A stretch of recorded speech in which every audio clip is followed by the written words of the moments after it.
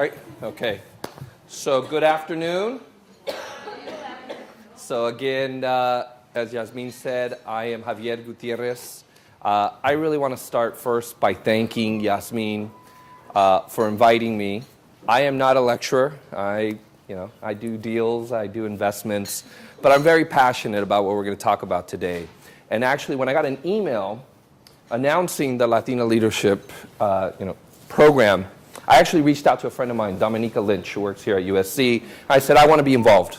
I want to just show up, say hello, and applaud you all for being here.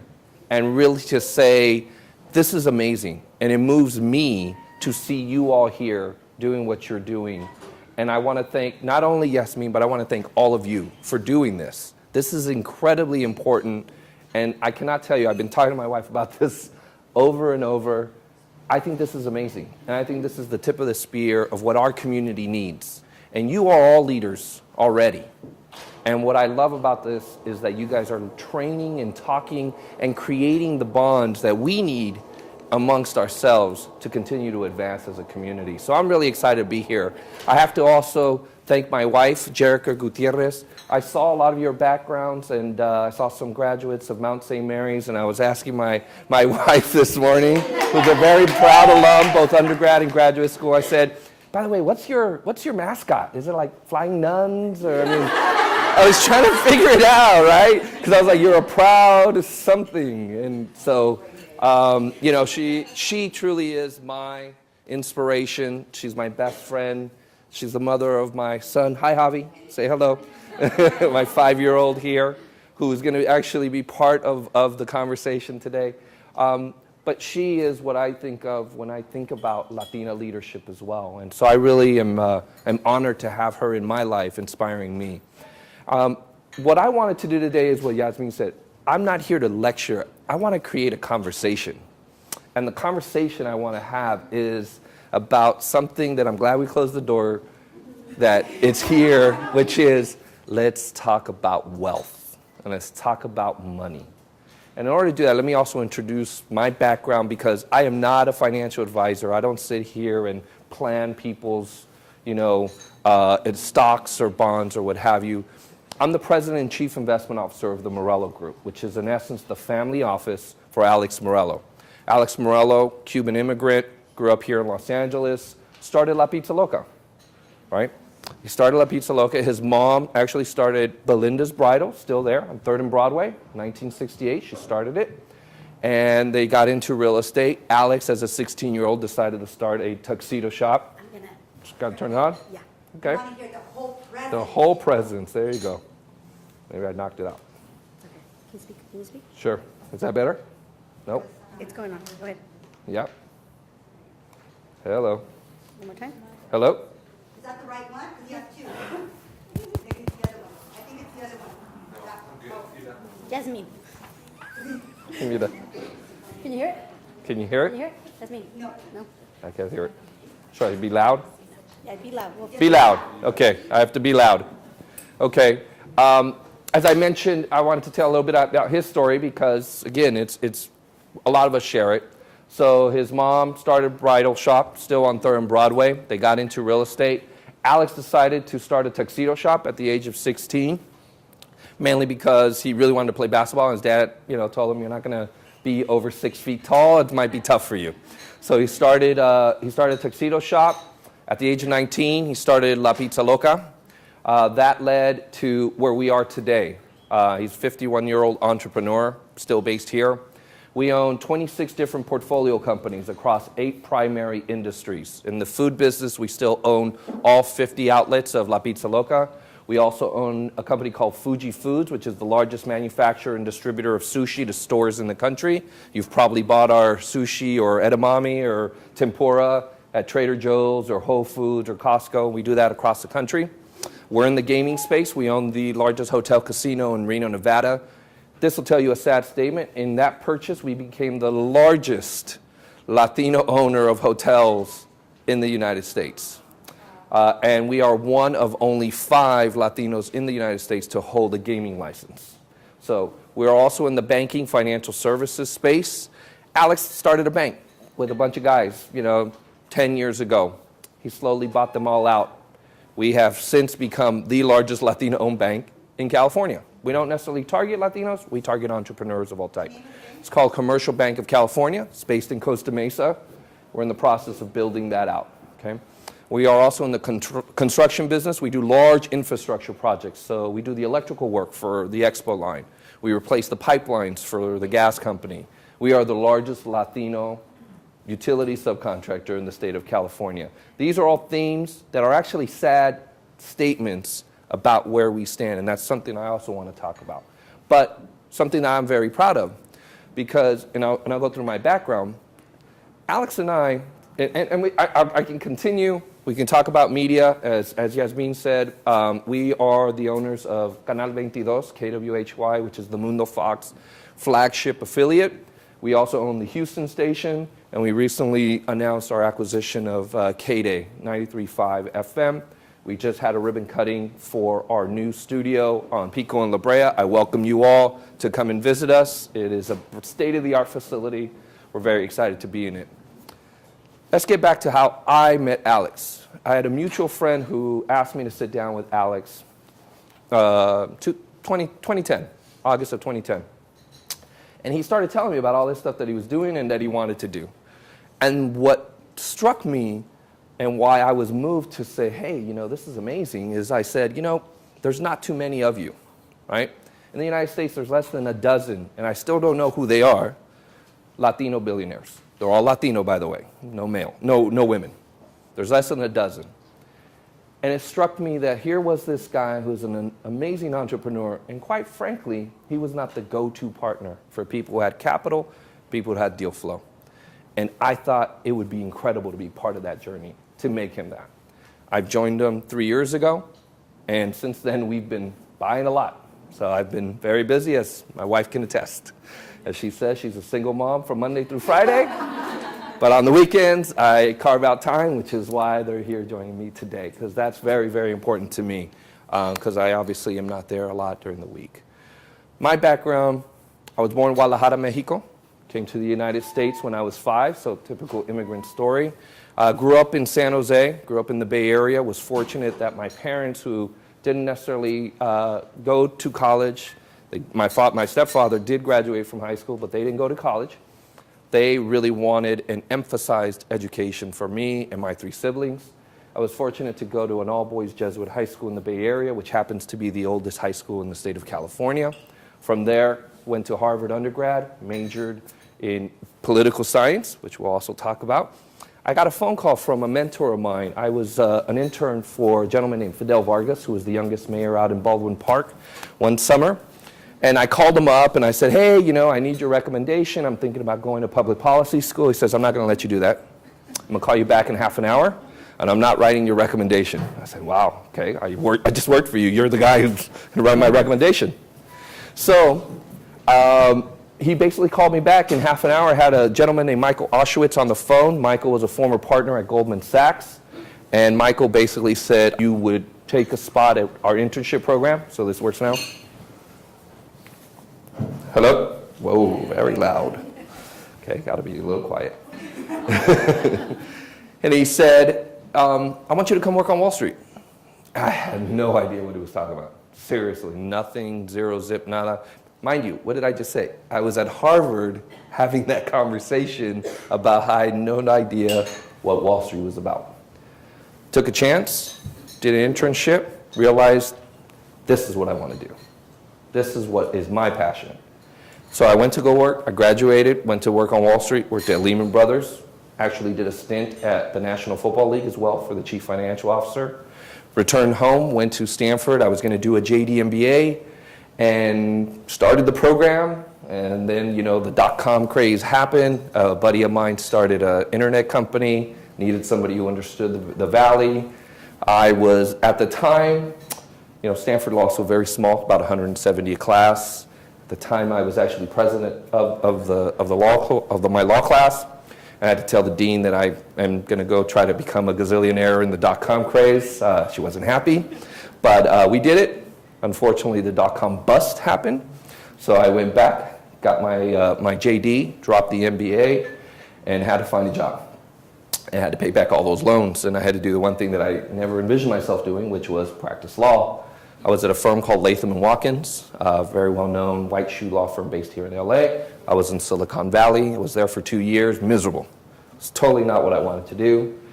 And I said, what is my real vision for myself? And one of the things I really, really wanted to do was to marry my background in investment and finance with investing in my community.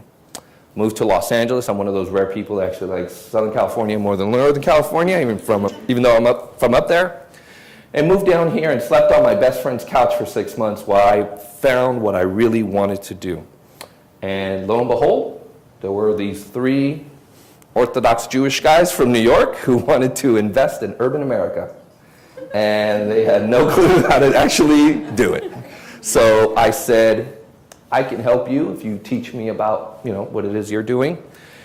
And eventually I was there for 8 years. I was a partner at something called Phoenix Realty Group. We ran about $1 billion worth of institutional money investing in the places that many of you know. One of the biggest highlights of my life was actually with my then girlfriend, fiance, now wife,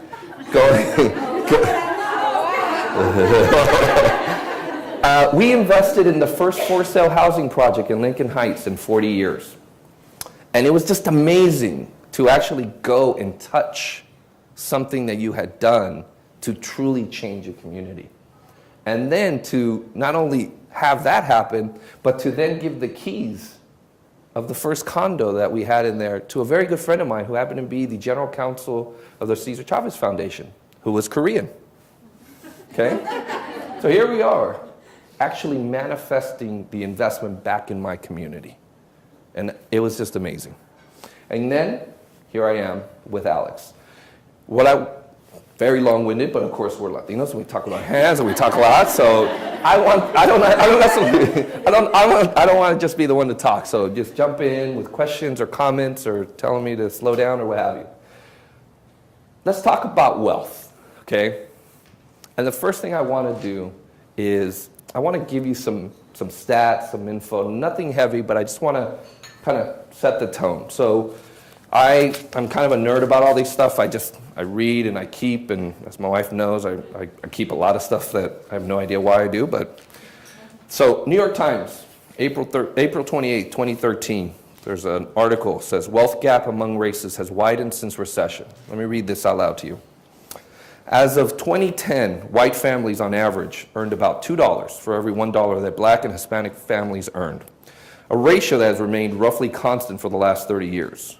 But when it comes to wealth, as measured by assets like cash savings, homes, and retirement accounts, minus debts like mortgages and credit card balances, white families have far outpaced black and Hispanic ones. Before the recession, non-Hispanic white families on average were about 4 times as wealthy as non-white families, according to the Urban Institute's analysis of Federal Reserve data.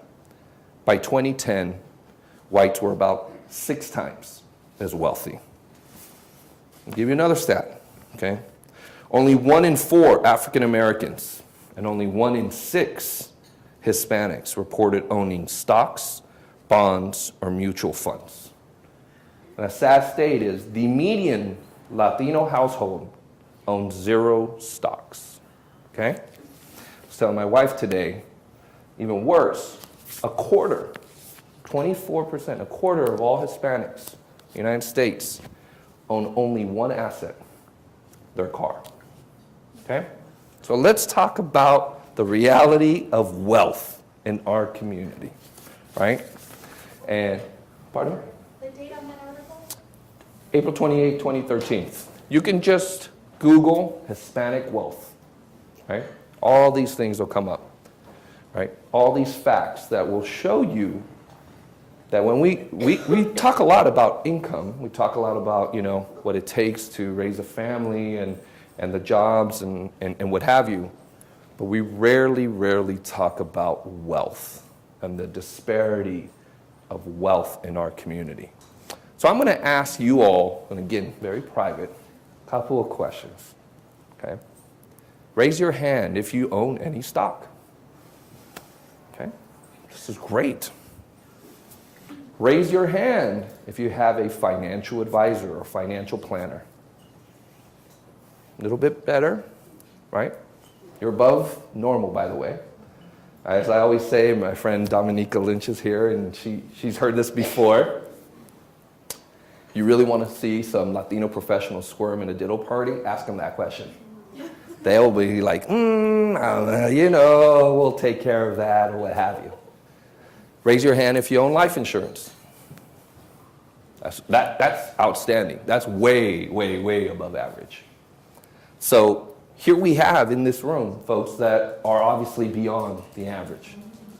But why do you think, and this is my question to you all, why do you think there's such a wealth disparity? There's a lot of reasons, so throw out some. Education.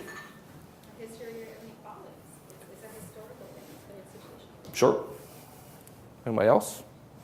It's too complicated to understand. The knowledge seems complicated to understand. Lack of motivation to see the benefits. So deferred gratification. I think the able living day to day and in the moment versus planning for the future, kind of just adding community. Sure. Absolutely. Some of it has to do with the fact that if you're raised to be humble, you think that wealth is something that is not aspired to. That's what I wanted to focus on. All these are absolutely the cases. There's no one answer, obviously, right? And I'm certainly not one to say I have the answer for it. It's all this. And let's be very honest. There is absolute institutional racism, systematic inequality out there. There's no doubt about it. I told this story to Yasmin, and she was like, I can't believe that, okay? My son's godfather, one of my dearest friends, right? Born and raised in the South Bronx, Puerto Rican, Ecuadorian, only child. Amazing, amazing young man at the time when I met him. We were classmates at Harvard. In New York City, you can actually test into some of the best schools really in the world. So he actually tested into Horace Mann, which is just an outstanding school. He graduated, top of his class, went to Harvard, graduated summa cum laude. Lowest he ever got was an A-. As a senior, he was doing his thesis with Martin Feldstein, who was Ronald Reagan's economic advisor, even though he's very liberal. Marty's not. He gets a job on Wall Street, quits his thesis, and Marty's like, what are you doing? He says, hey, I came here to get a job, right? I came to Harvard to get a job. I got a job. I'm out here. Has become one of the most successful Latinos in private equity in the United States. He ran the private equity for Merrill Lynch, private equity group for Merrill Lynch. He actually bought it, bought the whole thing, $3 billion. As a 35-year-old, he sat on the board of Hertz because he bought it, right? He sat on the board of HCA, which is the largest HMO, because he and 5 other private equity groups bought it.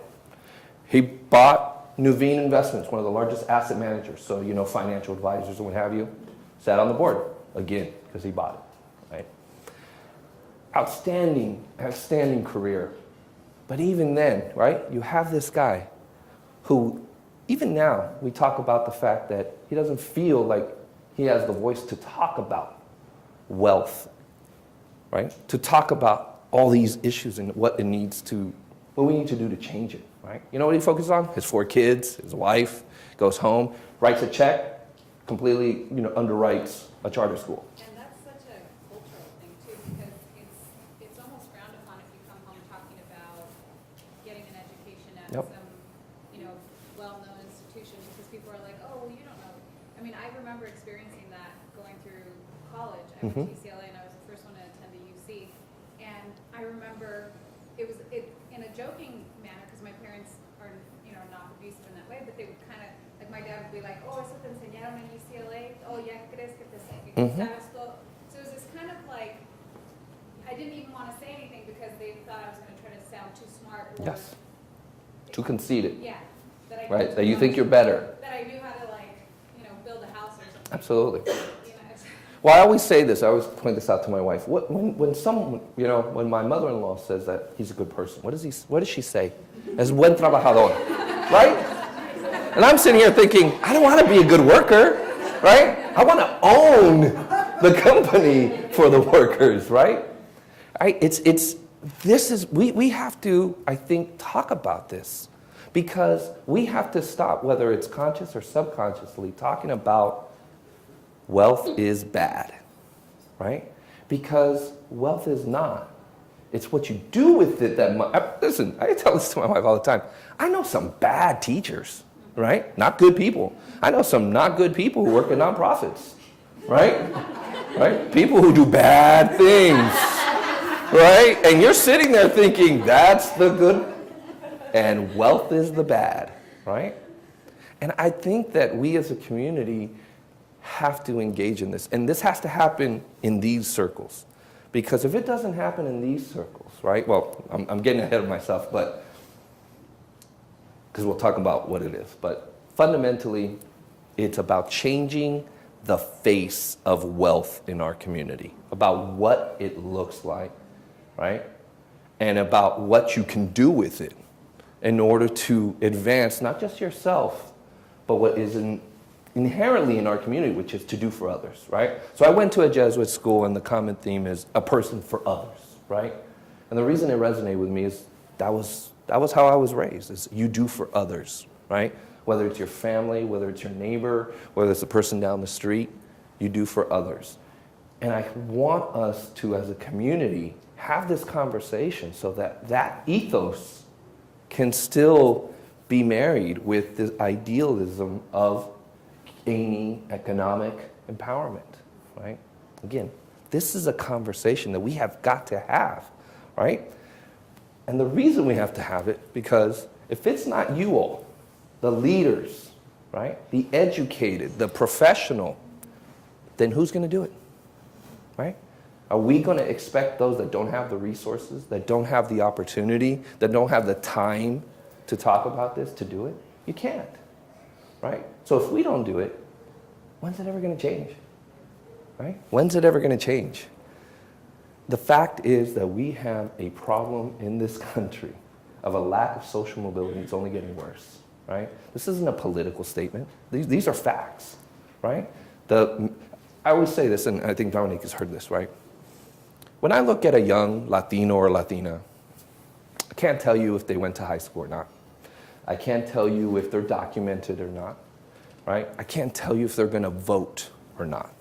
But I can almost guarantee you that they have a smartphone or a cell phone, right? That they have something on their body that has a brand on it, and that they slept in a bed the night before that someone pays rent or mortgage on, right? That we all know. And the issue is they are already part of this system. You are already part of this system. How can you be more powerful part of the system? How can you be a producer, right? Someone who has wealth to then provide resources to do what it is that you're passionate about, whether it is your job or not. And that's the conversation of why we have to do it. So the question is, how do we do it? How do we talk about it, right? So any thoughts? I mean, what's it take? I work with students, and I think for me, the students are always a reflection of their home environment. Mm-hmm. I think it has to start with the parents, because wealth can be defined many ways. Yes. So for them, wealth could be being a homeowner, because that is one above whatever the previous generation had. So they're not thinking about the stocks. There may be a lack of trust if they came from countries where you couldn't trust a banking institution. They're going to continue doing the mattress, or they're going to continue saying, well, what if they go under? So I think it's a matter of awareness and education, and it has to start with the parents, because they're the ones that set the tone of the home. Mm-hmm. So if you don't mind me, I'm going to, Javi, what is the bull? What is the bear? And when you own something, what do you own? Right? So what I'm trying to say, and we talk about it, but the point is, it has to start here, right? So again, raise your hand if your parents ever talk to you about stocks. Besides my son. Yes, we all, exactly. Right? Or about bonds, which are really esoteric, right? So they didn't do it for us, right? My parents were wonderful people. They raised me, they got me to where I'm at. But they didn't have the tools, they didn't have the resources, right? So now the question is, are you doing that? Right? Are we doing that? Right? Are we, as the leaders of this community, having these conversations? I got to tell you, again, it's my passion. I love to talk about finance. I love to talk about investments. I like to talk about all that. My wife and I this morning, we were just talking about Bitcoin. I'm trying to figure out what the hell Bitcoin is, by the way. I mean, I'm trying to figure it out, right? So I know it's not for everybody to talk about Wall Street and, ETFs and all these kind of things, but we have to at least have a basic level of conversation, right? Because if we don't do it, who's going to do it, right? You're going to perpetuate a cycle of you're going to have to do it on your own. You're going to have to figure out how to make it up. So my question, Javier, is what if we don't have the tools to do it? We don't know how to do it. We're not educated on it. We can't teach our children. Well, I think the first thing, so again, how do we do it, right? That's the big question. I think the first thing is what you and I talked about, which is you have to believe that you can have that conversation, right? Whatever it is. It doesn't have to be about the stock market, although I like the stock market only because it's so transparent in the sense of you can get information. By the way, there's a lot of manipulation, which we can talk about being part of the issue, right? Being financially literate is even worse now, right? I have this conversation all the time. It shocks me to no end that what happened in the housing crisis was as much an institutional, problem as it was people being greedy, right? You had people who were signing up for loans who had no idea what they were doing, but they were taking on massive amounts of debt and obligations. And just to tell you, Sure. the story, everybody was doing that. Mm-hmm. Right? So of course, I was approached by a bunch of people, and of course, this is way before the bubble crash. Mhm. So I go in and because I definitely have no education in background in stocks, bonds, or savings, but I've always been very frugal. Sure. With my money, I worked in .com as well as soon as I graduated from Cal, Mhm. and I was the person. Everybody else was buying Jags and whatever Maseratis. Sure. I bought the Chevy, brand new one, but way cheaper. So got approached and for a condo in Vegas, right? Beautiful. Went in, saw it, and I was like, yeah, let's. So I actually read that giant contract. Yeah. That's what I do. Yeah. After reading it, it made absolutely no sense. No sense.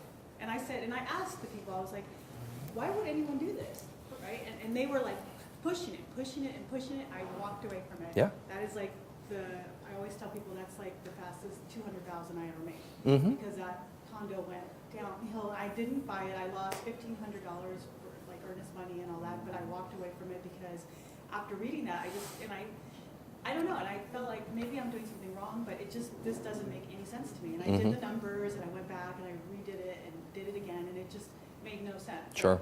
The numbers did not add up to me, so I walked away from that. Yeah. I was like one of the few people, and I'm not trying to, Mhm. toot my own horn, but yeah, I walked away from that. And Sure. I'm So two comments on that. The first is one of the tools I always tell people is a saying that actually one of my favorite sports talk guys says. He's like, when I try to figure out whether or not something is good or bad or whether or not I should do it, just say it out loud, right? Say it out loud over and over again. And he always says, if I'm a very wealthy African-American man in a really bad neighborhood at 3 a.m., bad stuff may happen, right? May happen. Just say it out loud, right? So when you're reading a mortgage contract and it doesn't make sense and you're saying out loud, wait, I don't make anything more than $50,000 a year, but you're going to give me a loan for $800,000? Right? Just say it out loud. Does that make sense, right? So that's the first thing. The second thing is you're one of the few people that can read that. So let's talk about someone who doesn't have the comfort level with reading documents, right? They can read. Everybody can read, right? But yeah, they're very intimidating, right? So we have to change that. Now that's happening as well. But go ahead. So my parents came from a background where they only went to 4th, 5th grade. Mhm. They came to this country, had their own business. A little louder. Oh, sure. Parents, went 4th, 5th grade, came to this country, had their own business, 5 kids. The kids pretty much were the employees. You know, during Christmas time, we would work 16, 18 hours a day.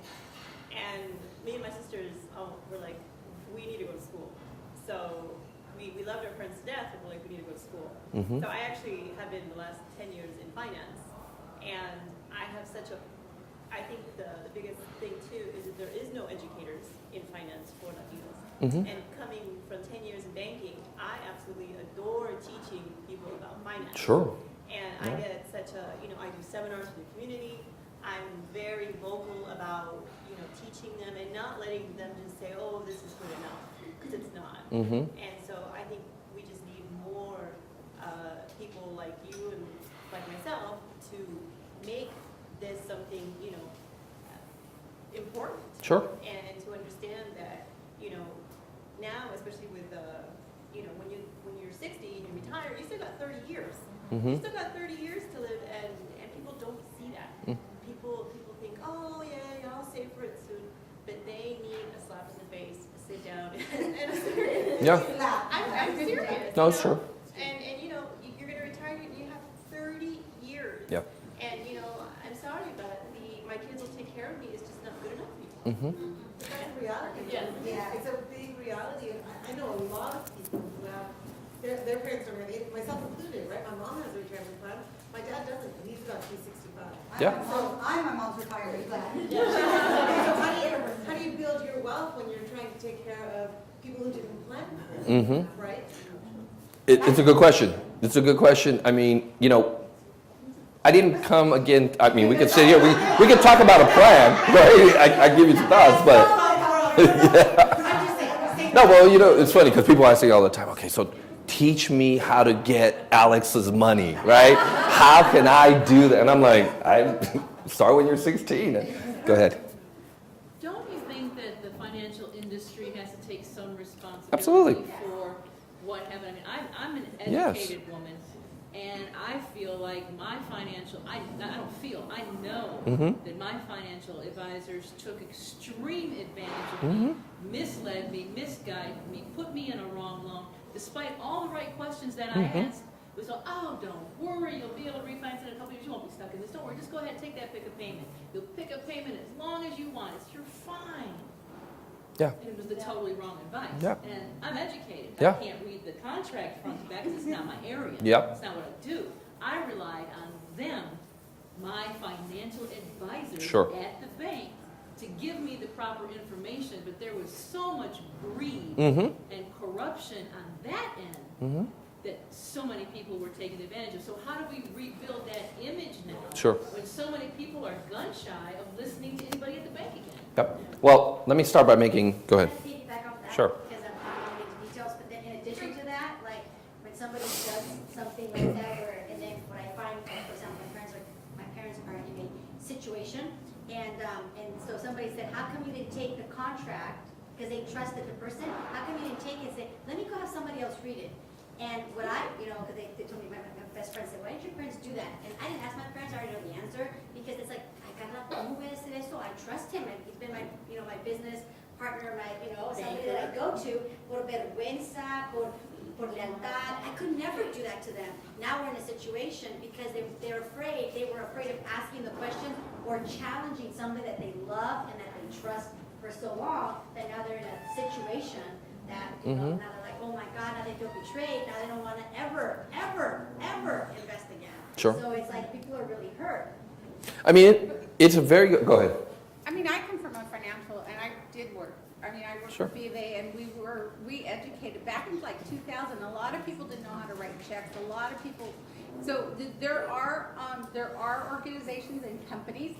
To me, it's about finding that relationship banker, finding that person you trust. There's a lot of Hispanic bankers.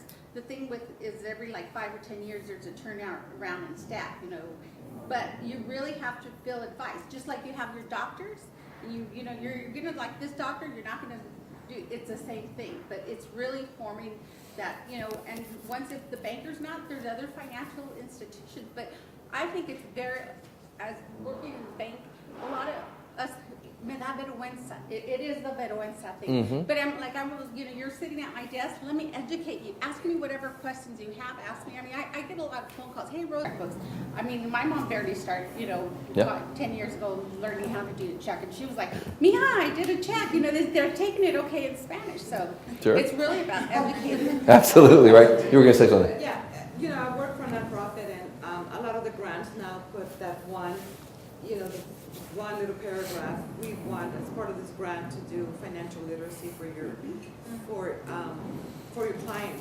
And part of that is making them self-sufficient.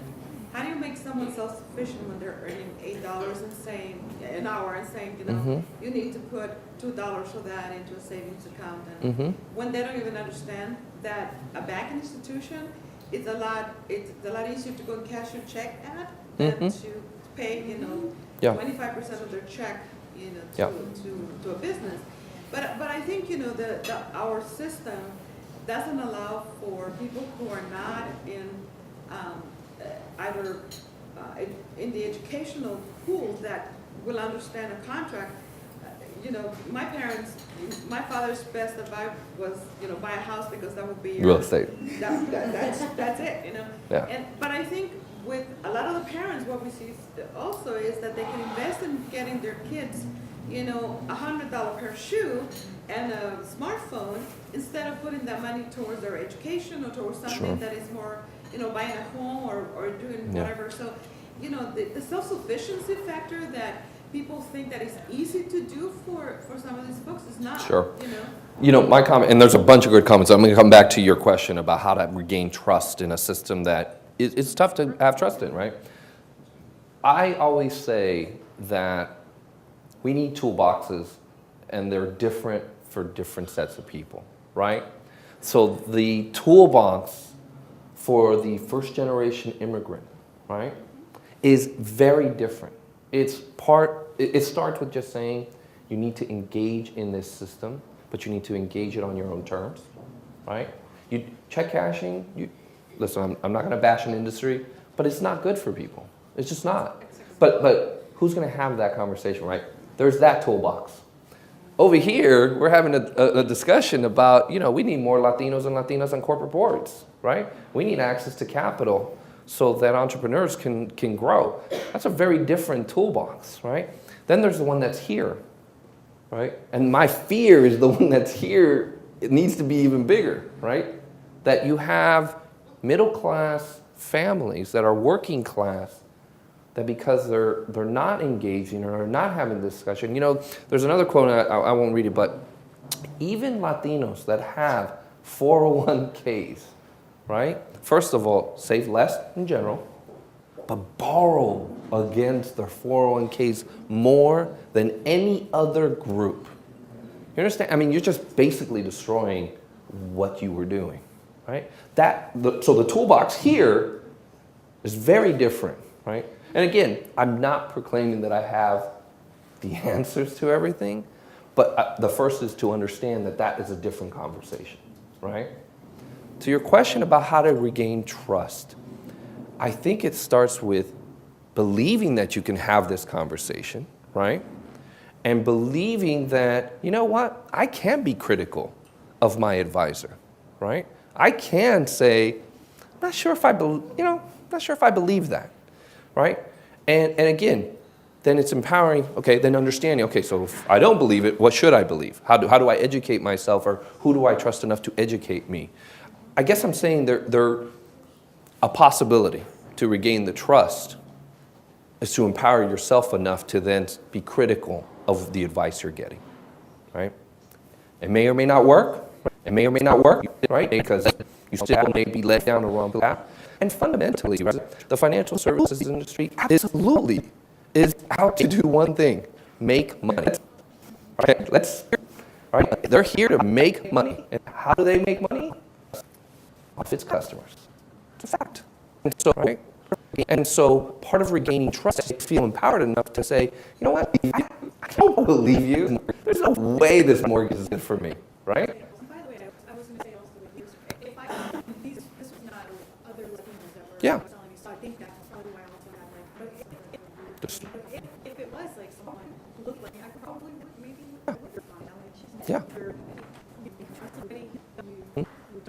Mhm. I don't know why that happened, but I'm just saying, yeah, there's so many different factors that You know, part of it is, you know, one of the statements I would say is you have to, first of all, believe you can have the conversation. Then we have to have the conversation. We should be having the conversation. And then second, you have to push yourself beyond your comfort zone, right? And what I mean by that is you might have to do things that may be, someone would say, I like this, professional unpleasantness, right? You can be professional. Maybe you gotta be like, I'm not sure if I believe you. I'll still be friendly. I just don't know if I believe what you're saying to me. And it's hard. It's hard culturally in our community to have that push. I have an example. I have an aunt. She was a very, very good business. She is a very good businesswoman in Mexico. Incredible. I mean, hundreds of employees. It's very, very, very well. She comes here a lot.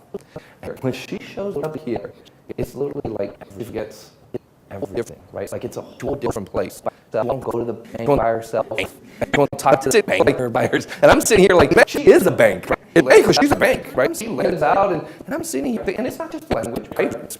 There's bankers that speak, you know, Spanish, and there's advisors and her tax people and all that. So it's just a language issue. It's just all of a sudden there's a lack of belief that they can have this conversation, right? I think that is, I think, something that, first of all, you can't change it unless you call it out, right? That's wrong. There's a problem there, right? And then second, okay, so how do we change it, right? And again, what I wanted, that's why I said, what I wanted to do more than anything is I want to start the conversation, and I'm still here. And I want, My question to you, ladies, how do you feel 100% comfortable being completely wealthy? Raise your hand. That's how usually people would feel. How do you feel a little guilty about it too? Okay, well, let me say the guilt will override. If we want it, if we feel guilty about it, it will be a self-sabotage. You have to want to be proud of it and own it, and that's what we talked about with self-sabotage. yeah. The other thing too, I'm not necessarily being completely uncomfortable with it, but with fear of not knowing what to do with it once you do have it. Sure. That's more of like my concern, because I feel like there is I'm the first generation, and if I were to make all this money, how would I make a difference in investing properly or making sure that the money that I did make was allocated in places that would long-term benefit, and not just say, oh, you know, I made money on a house and my one asset is my car. I mean, I don't want to be fair to that. So there's that fear of not knowing. Sure. Your financial advisor becomes your best friend. Well, it starts to that end, whether it's an advisor or not, which I do. You have to have a plan, right? You have to have a plan. That talks about your investments. See, fundamental, and every advisor will testify to this part, right? There's 5 things you have to do. In fact, I saw this grandmother made a piggy bank, divided into 4, gave it to her grandchildren, right? And there's 4 aspects to the piggy bank. There's what you spend, what you save, what you invest, and what you donate, right? Fundamentally, right? But what it does, more importantly, is I have a plan, right? So much I can spend, I gotta give some away, I gotta save some, I gotta invest some, right? And so it starts, I think, by having a plan of what would I do? And I have to kind of touch down what Yasmin said. People always say this, it's not how you deal with failure. It's how you deal with failure. You know how to deal, because failure, you know how to deal with failure. You know what you do? You get yourself back up and you try to climb again, right? Didn't work. All right, let's try it again. Okay, so what happens when you get there and you show up and you're like, okay, so what do we do now? Right? They don't have the thing again that I have to pick myself up for. And So, also, when you think about, I had a boyfriend in grad school whose parents, when we graduated in high school, they gave him a $1,000 check, and the check was not for him to go shopping or to buy a car, because they were upper middle class. They kept him very grounded, like they had him buy a used car. I mean, he has to do work on his own car, so he was very humble in that sense. And he's half Asian, half Caucasian. And $1,000 specifically said on his graduation card, this is for you to invest in stocks. And I remember thinking, you know, if my parents had $1,000 to give me, it wouldn't have been for that. It would have been for something else. The upbringing is so different, and the culture is different. That there's a disparity in that, because, you know, growing up, like even when you think about education, I think about being in elementary and thinking that the only career options I had were like to be a teacher or a doctor or a lawyer, because those are the only things I heard thrown around. But I never thought, oh, you can have a career in podcast, or because those things were not accessible to me even in a thought process. Let me interject something, because I did mention this to Yasmin. So let me push everyone in this room, right? To ask you, not to ask you like, have you ever been in a mentorship program or whatever, but just have you ever had the discussion with the you at that age? So what I mean by that is I love talking to younger people, as Dominic can say, and I love talking to them specifically at like those tipping points, right? So senior in high school, senior in college, about to graduate from graduate school, because I always think back, you're so hopeful or really afraid of everything that's about to happen to you, right? But you're something there's a lot of emotion. But like at that point, you know, have you all had this discussion of saying to the high school senior that was you, saying, this is what you should think about, right? Or the college senior, this is what you should think about, or the person at their first day at work, right? So I always ask because I'm very limited in my time, and because for me, my biggest importance of outside of work, which is what I'm very passionate about, is my family, right? But I also want to do things for others. So I, long ago, became very comfortable with the idea that even a conversation can be a mentorship, okay? Even an interaction can help me feel good that I'm doing what I want to, right? Because the reality is, as you all, I mean, again, I really mean that. I've read your guys' background. It's amazing. You guys should all be incredibly proud of yourselves. And so I know you got some very busy people here, right? I sent out all your bios. Yeah, I got all your bios. Sorry, I didn't. Yeah, sorry about that. Yeah, that's me sending me your bios. And I just became comfortable with that, right?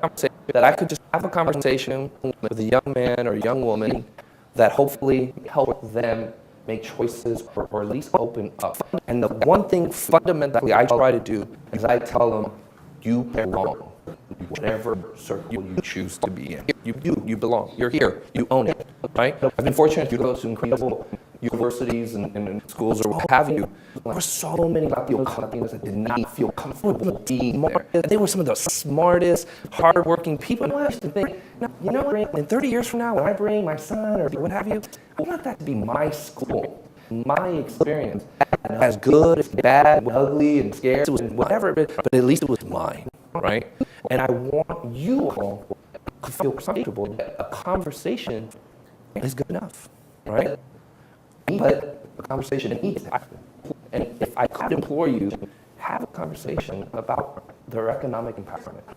So my question, Javier, is how do we have a conversation when we don't own the topic? In other words, it's only when you own it that you want to go share, right? Everybody want to go share. When money, the whole issue of money is not something, it's just something we own, that we're educated on. We don't feel that we're experts, quote unquote, to go and tell young kids about it. But yeah, we want to. What do we do? How do we? I mean, we can go buy a book, get educated, but we want to be entertained too. Sure. So, what are your options? I mean, what would you tell somebody who says, I want to be able to mentor kids, I'm not interested, I need to learn first. What should I do? Okay. I always start with yourself, right? I mean, I look around here, everyone in this room deals with money in one way, shape, or form, right? I mean, they do. Their own personal finances, at work, whatever it may be. So it starts with, this is how I deal with it. This is how I engage in it. And maybe being self-aware about how you do it, right? The fears that you have, the times when you back out, but maybe taking a step back to being self-aware of you, okay? So you're owning it. I mean, it's funny you say, how do you own it when you're not an expert? You guys are all experts in money because you deal with it now, right? I mean, raise your hands if you have a checking account, right? If you have a savings account. I mean, you deal with this right now. So I don't think it starts by saying it's not foreign. It's not this other thing that we don't know about, right? Now, you might say, I wish I did it better, but listen, we can talk about that. But it starts by saying you're already engaged in it. I'm going to say something. I'm reflecting a lot internally right now, and I'm trying my relationship to money. Yasmin brought this up. How's your relationship with money? Well, I find that it's incidental. I haven't allowed myself to really build my relationship with money. So, and I've made a lot of money, and I've spent a lot. And I have investments, but to me, I'm not driven by money. I'm driven by other intrinsic, Sure. motivators. So, to me, it doesn't matter. you know, so if I can help somebody, a family member or something, I generally do. But I'm not, But that would push you a little bit because it doesn't matter because you've gotten to a point where the resources are there to allow you to get beyond it, right? And what I guess I would push you to say, you have made that opportunity. I got money, I start business. Absolutely, absolutely. But even that is an engagement, right? Even that is a decision to say, I'm okay with it, right? I'm okay with it. So you're very fortunate. You're very successful. But even that opportunity, but even that is an engagement. So it's, I guess you shouldn't just dismiss it saying, you have to think about it. It's like, no, you actually did. At some point you thought about it. At some point you started a business, you worked hard, you were successful in it to get to this point when it isn't a constant topic of conversation for I you. guess it's okay for me to lose everything too, because I'm not owned by that. Mhm. You know? Yeah. I can start over. Sure. Javier, let me ask you something, push you a little bit more. What would happen if you did get to the next level in financial success? If you're there now, what do you see? I would definitely need some education and support. I wouldn't even know how to take the next So step. basically, you'd be out of control, you would not manage it, not out of control. I would hire somebody to deal with that. Yeah, the million. You know, but then there's that trust level. Yeah. So it's just not convenient. Yeah. It's not convenient to go to the next level for you. It's not important enough for you to deal with all that. No, I'm just not educated. Get it, you're- Well, no, I didn't say triggering things with me saying that I'm doing. I haven't allowed myself to in the past. Not that that's not. Sure. I agree with you. Yeah, exactly. Go ahead. Jim touches on a good point. At what point do we recognize that we do need a financial owner? I own a few pieces of real estate that I own, have a successful company that I own.